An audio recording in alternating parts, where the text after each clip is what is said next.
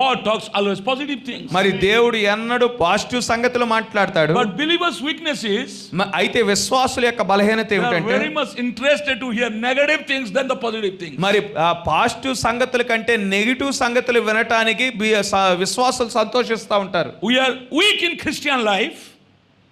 We are weak in believers' life. మనం విశ్వాసులుగా మరి విశ్వాస జీవితంలో బలహీనులుగా ఉన్నప్పుడు It is because we say amen to lie and we reject the truth. మరి విశ్వాసులు విశ్వాస జీవితంలో ఎప్పుడు బలహీనులుగా ఉంటారంటే వారు ఎక్కువగా ఈ సాతాను చెప్పే సంగతులకు ఏమని అంటారు, దేవుడు చెప్పే సంగతులను విశ్వసించని వారిగా ఉంటారు. We are listening devil more than God. మరి ఎక్కువగా సాతాడు చెప్పే సంగతులు వింటా ఉంటాం. Devil says మరి to the believer.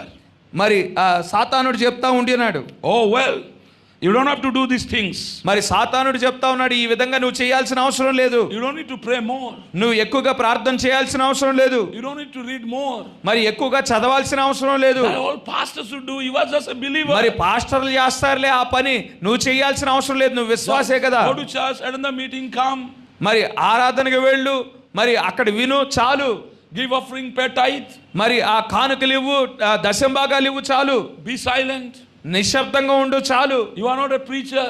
నీవు ప్రసంగికుడు కాదు. The message has not come for the preachers only. మరి కేవలం ప్రసంగికులకు మాత్రమే వర్తమానం రాలేదు, The message has come for the believers. మరి వర్తమానం ప్రతి విశ్వాసి కొరకు ఇవ్వబడి ఉన్నది. Believers will believe every word that comes out of the mouth of God. మరి విశ్వాసులు దేవుని నోట నుండి వచ్చు ప్రతి మాటను విశ్వసించు వారై ఉన్నారు. Oh brother, if you are a